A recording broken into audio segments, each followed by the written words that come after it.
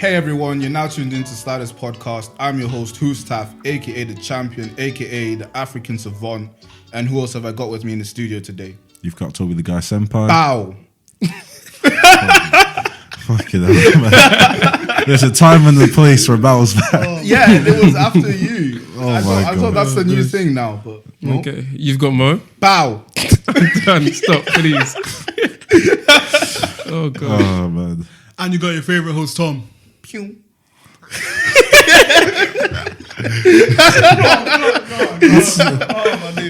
The levels of disrespect, man. And today's topic, we got an interesting topic for you guys today. We're talking about culture. And the question is, and hopefully you guys engage with us on our socials as well, can cultures of vastly different backgrounds live together in harmony, before the Fire Nation attacked? For my Avatar fans. Such a weeb, man. You're such a weeb. Very You love nerdy. Avatar, Tom. Don't do this for the Yeah, camera. exactly. You Yeah. don't do this for the You camera. man let anime just invade every single part of your life. If you can take a minute It's out mad. to I just can't say, lie to you. Man. Avatar ain't anime, but Yeah, but Yeah, no, if it's we could not. take a minute out to just say that every time Tom comes to our yard, he always puts Avatar on. That's Fact. not true. It's that just is how- true. Oh, That's- you guys that's are facts. liars. That's facts. You guys are It's just dirty Tom is liars. here. Oh, you guys Tom are got liars. a little 100 views. Now he doesn't know, man. It's cool. It's cool. It's cool. Money does that to people. Not that we man. get paid. I don't know why I said that. Yeah. But so what's the general consensus? I would say, theoretically speaking, yeah, it could work out, as in, like, different cultures could live in harmony. But I'd say realistically, no, just based off how people are, really. Okay. yeah, I would have to go with yes. In an ideal world, it would work out, but people aren't willing to assimilate as much as they need to show respect and effort towards the original culture that they're even interacting with in the first place. So it's never gonna happen. All right. Tom? Like as their man said, ideally yes, but pride is like a predominant factor when it comes to human nature. So most people wouldn't want to like compromise, which is necessary for finding a common ground. So I think if it is possible, it'll be extremely hard to accomplish. Okay. Yeah, I would say I don't think it's possible as well due to, human nature. And if I can be the first to go into detail about like why I don't think so, I think cultural differences are just too big. Like you have language barriers, different ethnic backgrounds, like that matters a lot to people. And you just have location. Location plays a very big factor into it, along with religion as well. Like there's too many things that divide us as a people, and as humans, we always want to be different. And we want to, like humans, we're better off in small groups than big groups. You get me? Because that's why we have like our friendship groups, and then there's other people. Then you have our country, and then there's other countries, or you have our team and their team type of thing. That's just how we're built in general. Mm-hmm. You get me? But to explain your perspectives, like Tom, why do you think that? Because a lot of conflicts are based on what's called rooted in pride and ignorance.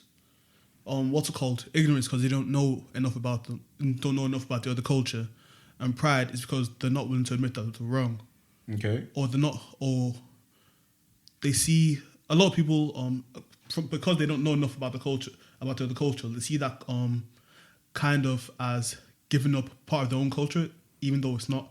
You're not giving up your roots; it's compromising. In order to live peacefully, you can still compromise and keep in touch with your roots, in my opinion. Mm. But that pride thing, everyone's quite prideful to some extent. Okay. But it's just when that pride affects your decision-making skills, that's the main issue. Okay, so then what about in England, for example? You look at culturally diverse areas like London, Manchester, Birmingham. Okay. So like you can say people immigrate from other countries to England and they live, and there's relatively not that much conflict in this day and age. Not anymore, but like we live in Oldham, yeah? Okay. Most predominantly it's white and Asian. And yes, it's most predominantly white and Asian. So even though we live together peacefully now, it wasn't always like that. Yeah? Like, but what's the point in saying that if, we're good now?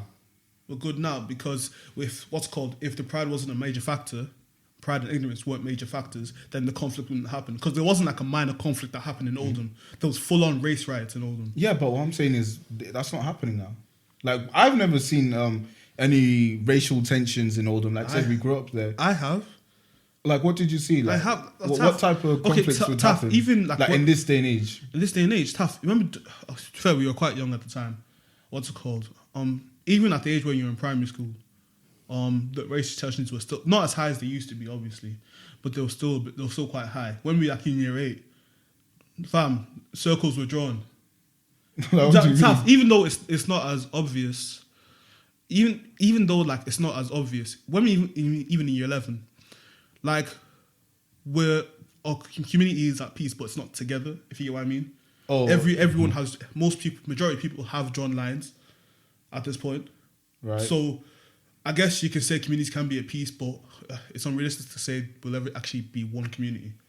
Yeah, that's fair. I'd agree with a bit of that in terms of our high school experience. Like, it almost feels like, prison in movies, where it's like you got your, what's it called? You got your neo-Nazis in that corner, the Black Panthers in that one, the cartels in that one, and like, as soon as you enter the prison, right, or as soon as you enter the school, you go to the courtyard now, and you see the playground, you see, okay, the Asian kids chilling with the Asian kids, white kids chilling with the white kids, and boom, you just have me, a black guy. Like, I don't really have a group waiting for me to like say, hey, you come through, like, So it's seeing, being that person, you had to like play the field and sort of, navigate between both groups. But even then, I would say people would fight, but it wasn't due to cultural differences. It was more like, I don't like that person because of this.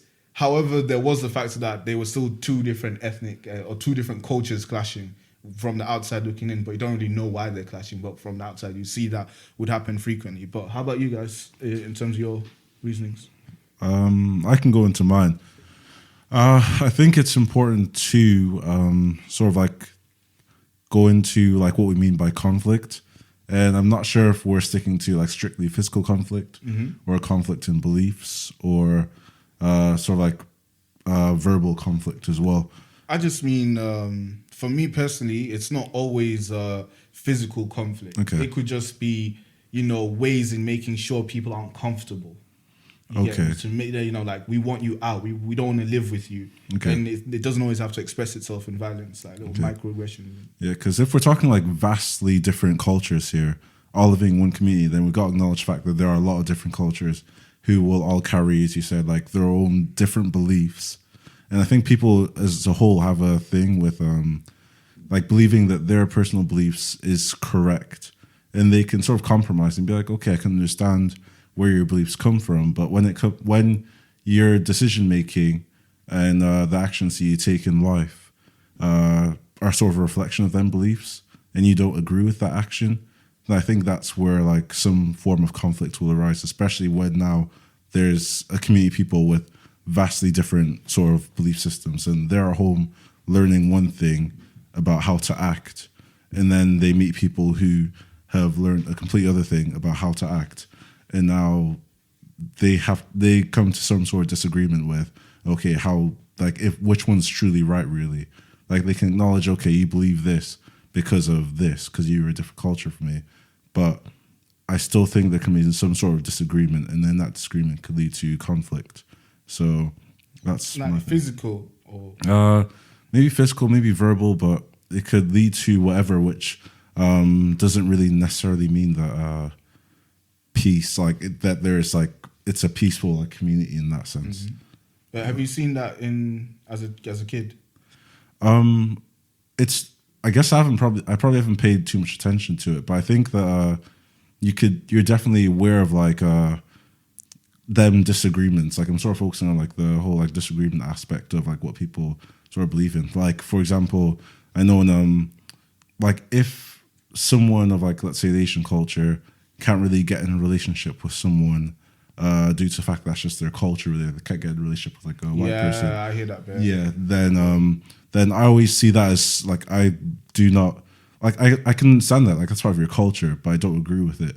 And it's that sort of like disagreement aspect that I could see. Like, now when you have like a whole community of various different cultures who probably do their own things, then I could just see that leading to sort of be problematic. And obviously it could lead towards more understanding each other, like especially at a young age as well. Like when you have all these like international, have you ever had like them international days, like in primary school? Where you bring in food. Yeah, like different Yeah, foods and learn yeah. about different cultures. Yeah, I think that's a nice step. Yeah. We forward. didn't take that seriously though, because I feel like the education system is hard. It's a hard thing to commentate on because I'm not whatever a professional is in it. Okay. So like I feel like there's sort of you need more effort. That's a simple way I can say, just more effort into ingraining that, because it's like teaching Black history on one day because it's the month.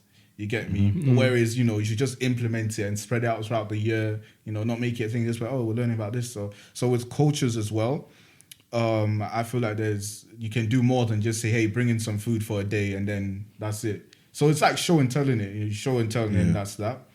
Versus actually learning how people live, the way of life. And I think the closest thing we got to that in high school was religious studies. Yeah. Because with religious studies, you're learning about different religions and how people act in those religions. So like Sikh, Islam, Christianity, Buddhism. So like that was the closest thing to actually learning about a culture for an extended period of time. Yeah. Mo, how about you? I mean, I'd have to bounce off Tom's point about pride, because pride ties into what I was going to say, that people don't put enough effort into assimilating.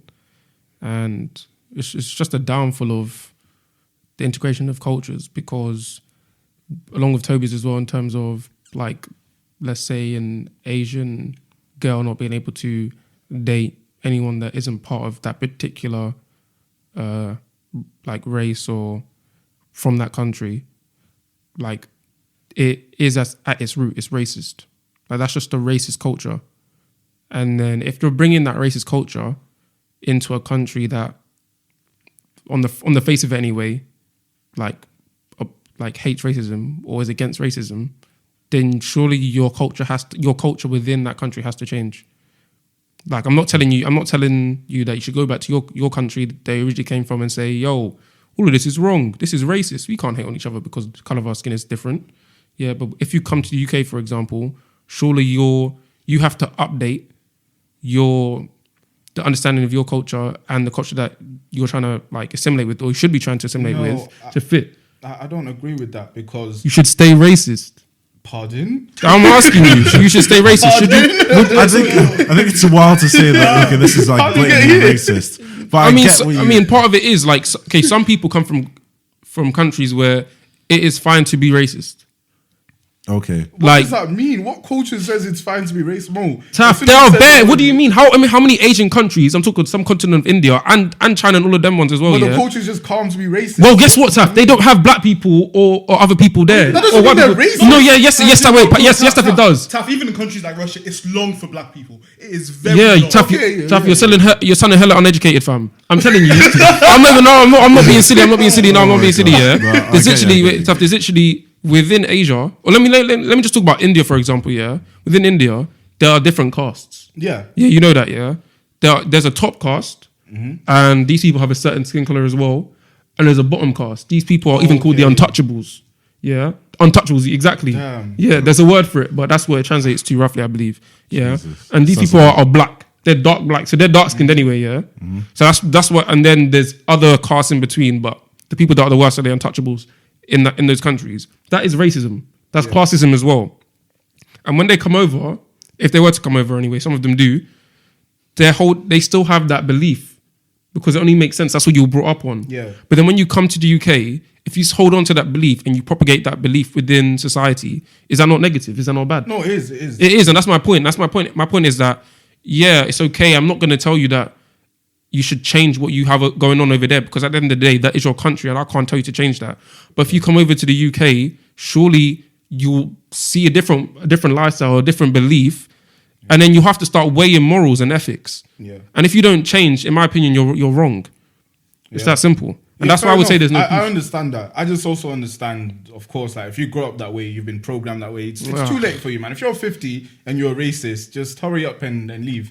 Like it is what it is. I always believe, the future's in the young people, innit? So like you're 50, your mentality dies with you. unless you brainwash another kid and then we have to wait for him to leave too. Like, it's just long. Then when do you break the cycles off?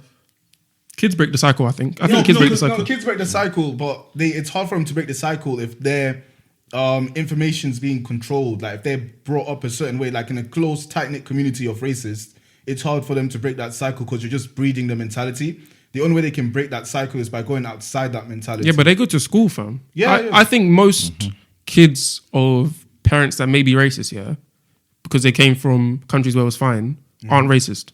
I think most of them aren't racist only because I can only speak for London anyway, only because they're exposed to lots of other cultures.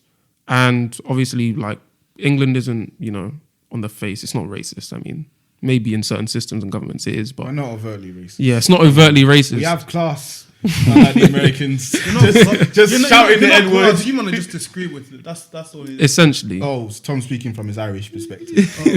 But that's essentially what it is. Like, people, like, I think the kids break the cycle. So kids will know that you shouldn't be racist, and they'll raise their kids on those same tenets. Yeah, you shouldn't be racist. Isn't that taking away from their culture? I mean, if it's racism, I mean, well, it's a belief system that their culture, like a culture comes with beliefs, like that is what makes the culture. So if you change that belief based off where you are now, then surely you could say that's changing the culture. Toby's in his philosophy. Yeah, but you're changing your culture. You're changing your culture after you've come here. So you're not changing the original culture. The culture, like that culture, isn't going to die. That racist culture, that caste system, is still in India, and it's still going to be there for how long until they decide themselves to step up and change that and eliminate it. Yeah. But if you come to the UK or any Western country, and you yourself or your kids decide, oh, that life isn't for me, then maybe their culture is changing within that country, but it's just the understanding. They're just dispatching the bits that they don't like. Yeah, and I'd say you have to think about the people that benefit from it. The people that benefit from that culture, like the caste system, for example, at the top of the food chain, they're less likely to change than the people that don't benefit from it. So if the people that don't benefit from it come over and see, like, people, I get treated nicely here. Like, why would I go back and even bother carrying on that mentality? Like, I very much believe that the people at the bottom of the caste system don't really care to carry that on because they're losing right now. Of course not. It's the people at the top that are harder to change. Yeah, you see that in a lot of places. But this topic, I really like this topic because I stumbled across something similar to this to do with Africa.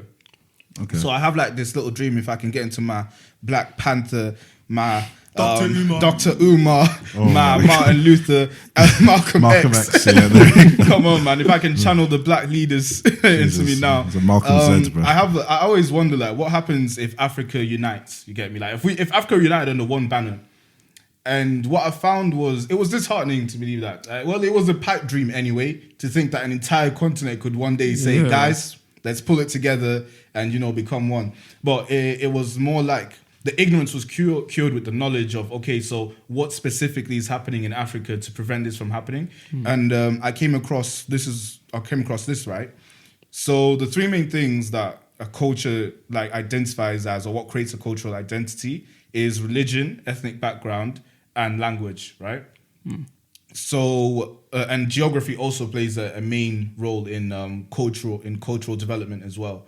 And the issue with Africa, from a geography standpoint, is that there's too many different climates. Like, there's too many different ways of life, eating, dressing. Like, it's too different.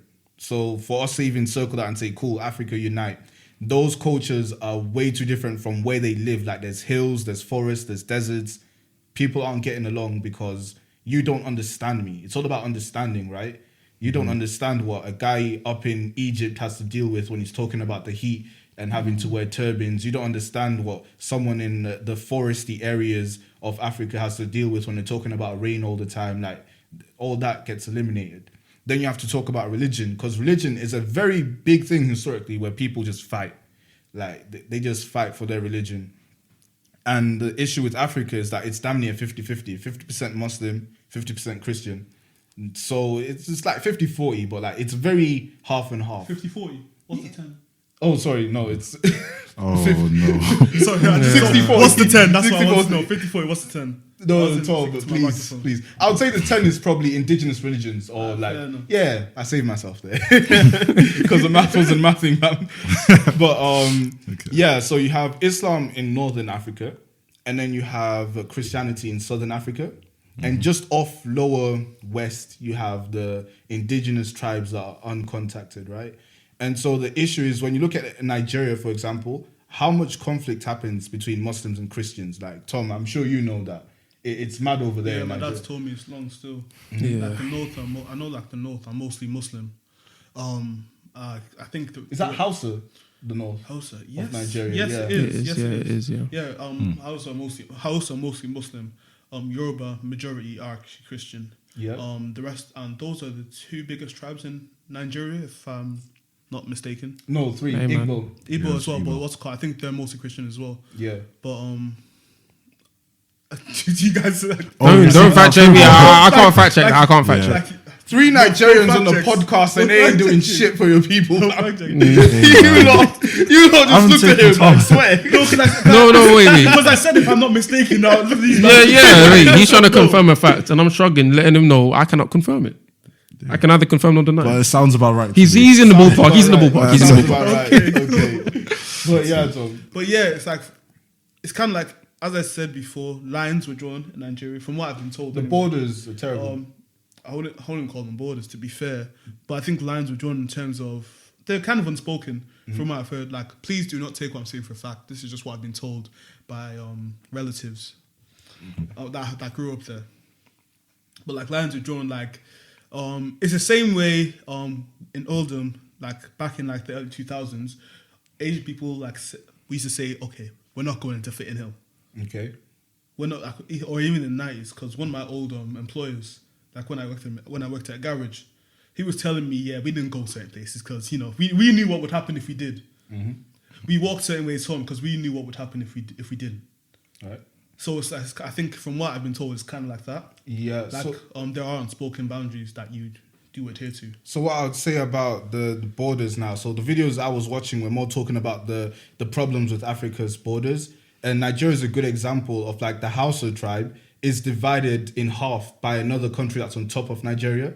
I'm not sure what that country is. And then when you look at the Yoruba tribe, that's divided by 4 other countries to the west of Africa. You get me? So now you're talking about not everyone part of that tribe lives in the country, and bits and pieces are now just there in a chunk.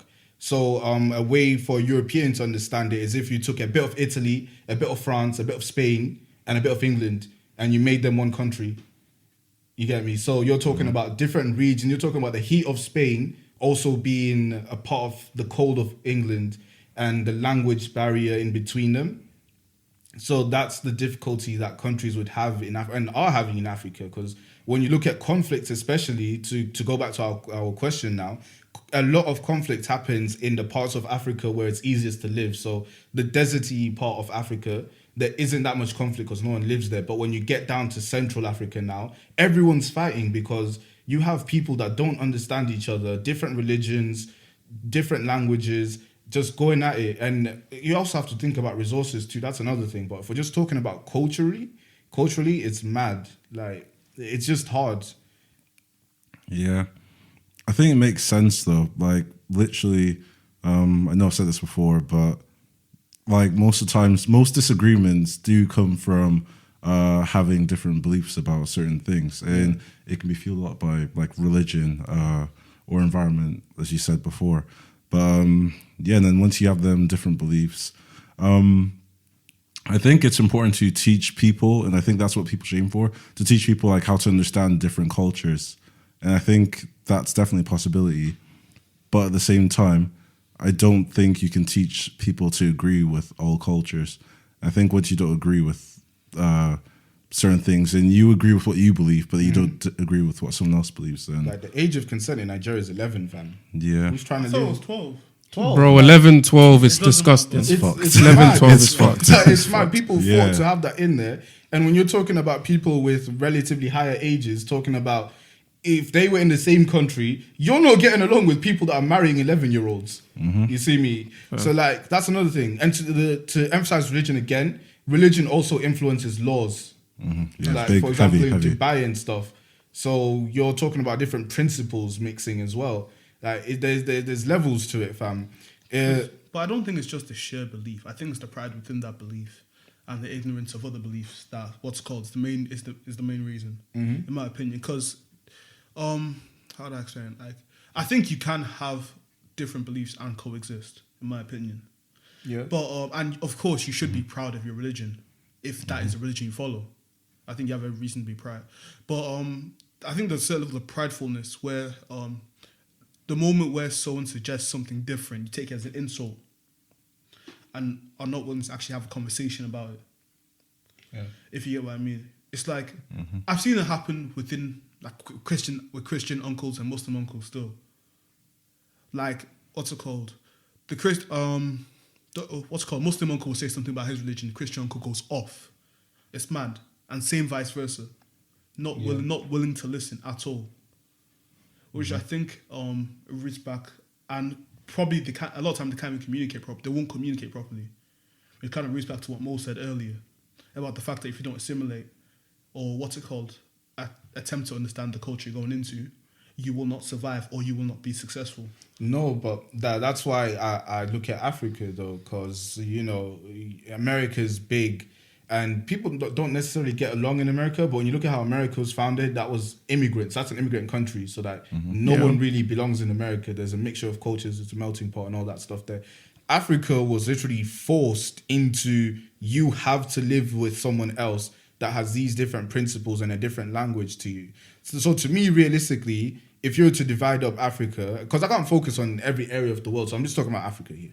So realistically, Africa could be 4 different pieces if they were to unite. You get the north up there with the Islam and then the Afro-Arabic languages. You get them there, and then you get the Niger Congo languages, which are also like 70% in Africa, like lower down that you can. So there could be a north, east, west, south of Africa, easy. Because I know right now in Africa there's they're trying to do an East African federation with about 5 East African countries.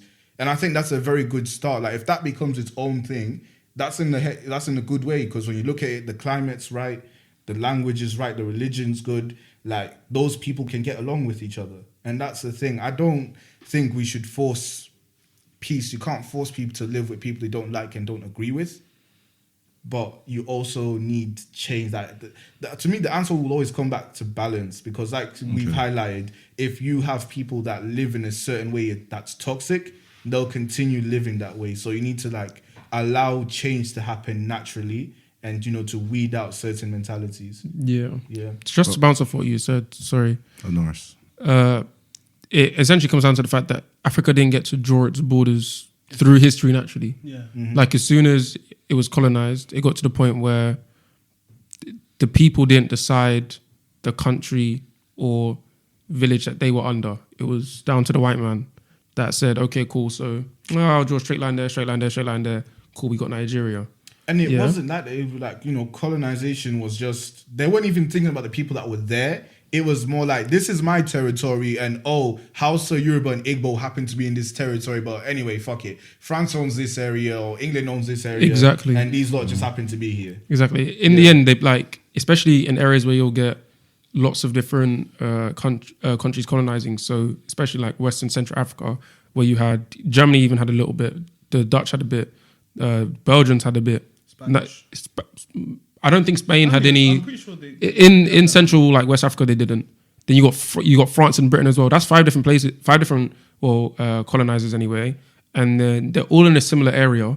When they start chopping up land, saying this is theirs, this is theirs, you can easily divide a tribe that had the same beliefs and religion, etc. Between those 2 or 3 people, and that's when you split up people like that, it's crazy, because in the end, what came down to it, and stuff they started doing after the Second World War and First World War as well, I think as well, they started allowing people to vote themselves on where they wanted to live and which country they want to belong to, which country do they share those beliefs with more.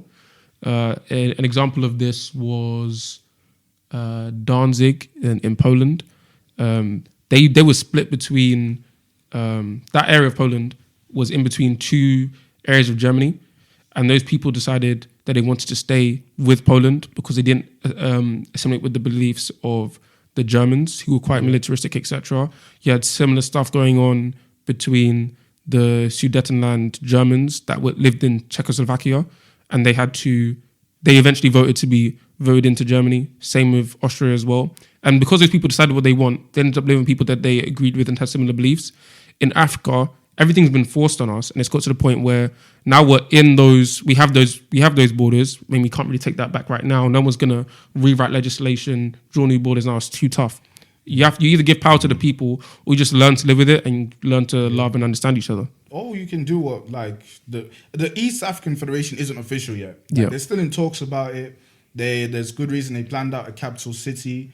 They're in the process of doing that. And like I said, 4 chunks to me is realistic, but a united Africa, it's long. So 4 chunks. 4 chunks is good. Tough. 4 chunks is tough. Yeah, but I guess Africa's a huge continent, bro. It is. Yeah, but like, if I was to keep it simple, it would just be 4. Yeah, I guess like going back to the question, like, as in, surely splitting that into 4 chunks instead of like having everyone sort of like united together in one community, like when that.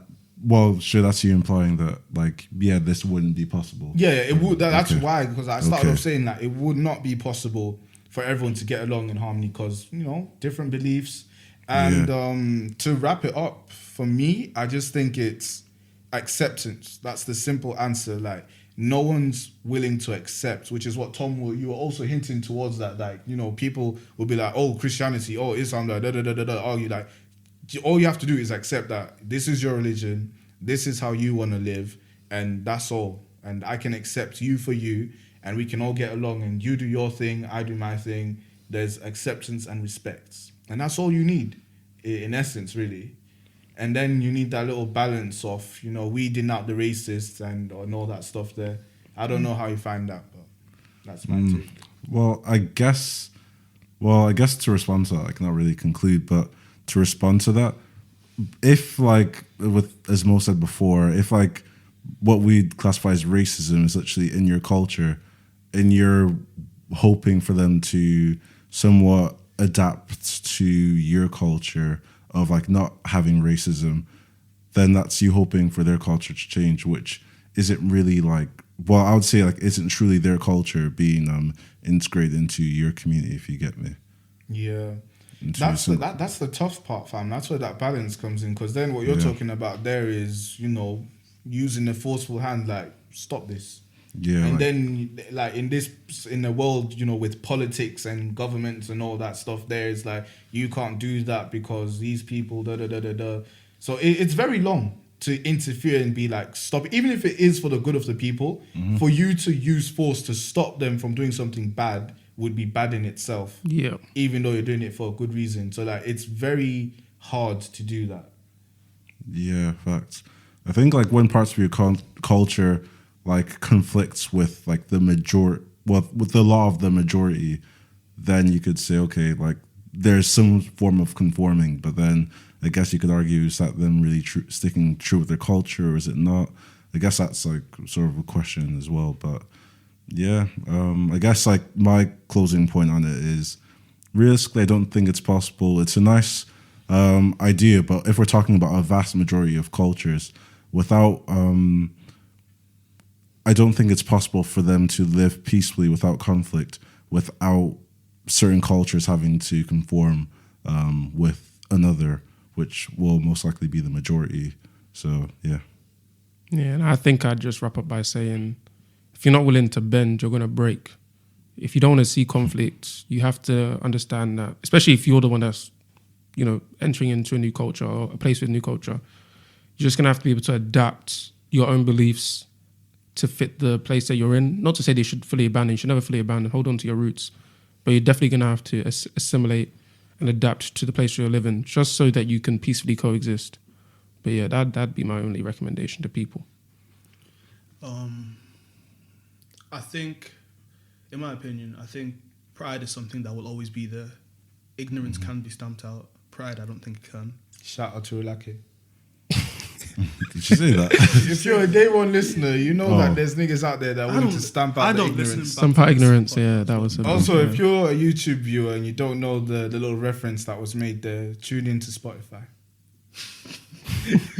I can No, never just no make a shame. nice little plug without you lot. There's just no shame behind it, but that's fair enough. I think ignorance can be stamped out. I don't think pride can. So I think communities can coexist? Yes, I do think they can, but I don't think they can coexist as one community. I think they will have to coexist as two separate communities due to that pride factor. Hey, that's fair enough. And this has been Sliders Podcast. I've been your host, Who's Taff, aka the champion, the Black Panther, Malcolm X, all the black leaders in one, carrying on their good work. The African savant, the list goes on. Bars. And who else we got here? Yeah, you've got Toby the Guy Senpai. You've got Mo. And your favorite black militant song. And man, so we got a Patreon now. We don't have a Patreon. Okay, listen. We don't have a For our Patreon. loyal listeners, Oh, if you like the content, hold on, Tom. If you like the content that we make, we got a Patreon. Help us fund Sliders Miami. The guys are trying to go. Let's make that happen. I'm not trying to go Miami right now, baby. What do you mean? COVID is real. Oh, cut the podcast, man. Totally send this out. But yeah, Bro, have you seen the Patreon, numbers Sliders that it's Miami. Make sure to no follow Patreon. us on Instagram at SlidersPod, and make sure to subscribe to our YouTube channel and our Apple and Spotify. Comment and like as well on YouTube. Yeah, And share with your friends. Yeah, man. yeah. Comment your thoughts as well and what you think too. Yeah, man. We're trying to go Miami, bro. So you gotta spread this. We're not Cool, going it's Miami. on Miami. I wouldn't mind it to be fair, but yeah, Oh, Toby. This nigga decided support. but yeah. We're not going Miami, but if you would like to sponsor, support our uni lifestyle, we wouldn't be opposed to it. You need it. Okay, we ain't got. Let's send ourselves out, man. Yes, sliding out.